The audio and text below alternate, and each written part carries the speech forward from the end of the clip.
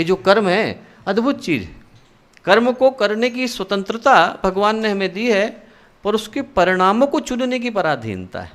कर्म आप मन माफिक कर सकते हैं, जैसा आपको लगे वैसा करने के लिए स्वतंत्रता है।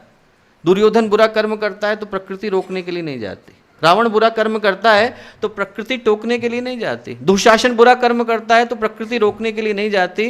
पर जब कर्म को करने के बाद उसकी भावना के अनुरूप, तीव्रता के अनुरूप, इंटेंशन के अनुरूप, इंटेंसिटी के अनुरूप पुरस्कार की, दंड की, पाप की, पुण्य की, शुभ की, अशुभ की, अच्छे की, बुरे की व्यवस्था बन जाती है, तो भोगने के लिए रावण को भी विवश होना पड़ता है। उससे मुक्ति का कोई उपाय नहीं। ये जो कर्म की व्यवस्था है इसको समझ लेना जरूरी है दोस्तों। जो पहली बात कर्म के साथ जरूरी है वो ये जरूरी है कि कर्म से किसी को मुक्ति नहीं। यहाँ से लेकर जहाँ तक भगवान ब्रह्मा, भगवान विष्णु, भगवान महेश बैठे हैं, उन तक, जहाँ तक प्रकृति की पहुँच है वहाँ तक कर्म की पहुँच, किसी को मुक्ति नहीं। जब प्रकृति भगवान को नहीं बख्शती तो हमें कैसे बख्श देगी। उनसे भी कर्म हो जाए तो उनको भी धरती पर आकर के उसका त्राण करना पड़ता है। भगवान राम का रूप लेना पड़ता है, भगवान कृष्ण का रूप लेना पड़ता है। किसी का भी आप रूप लेकर के आएँ, पर आपको आपके कर्म से मुक्त होना पड़ता है। जब उनकी मुक्ति नहीं है तो हमें छोड़ने वाला कौन है। ये जो बिग बाजार में डिस्काउंट चलते हैं यहाँ के लिए सही हैं, कर्म की दुनिया में नहीं चलते। कर्म की दुनिया में कोई डिस्काउंट नहीं चलता। कर्म की दुनिया में आपने जो किया है वो प्रकृति आपके सामने ला करके उपस्थित कर देगी, जैसा आपने किया है वैसा ला करके रख देगी। तो दोस्तों कर्म लौट करके आ जाता है कहीं पर भी आप हो, क्योंकि भगवान ने कर्म के आधार पर तो दुनिया ही बनाई है। कर्म प्रधान विश्व रचि राखा, जो जस करहि सो तस फल चाखा।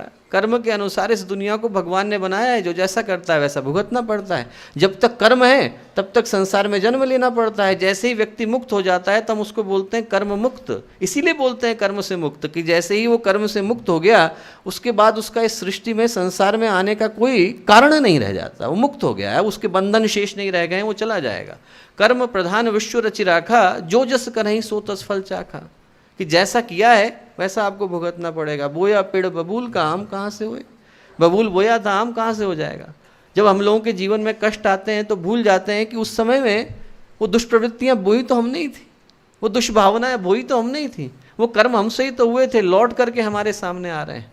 तो दोस्तों तपस्या के मर्म को जानना हो तो कर्म को समझ लेना जरूरी है। पहली बात, कर्म किसी को छोड़ता नहीं, कोई डिस्काउंट की व्यवस्था कर्म के सिस्टम में नहीं।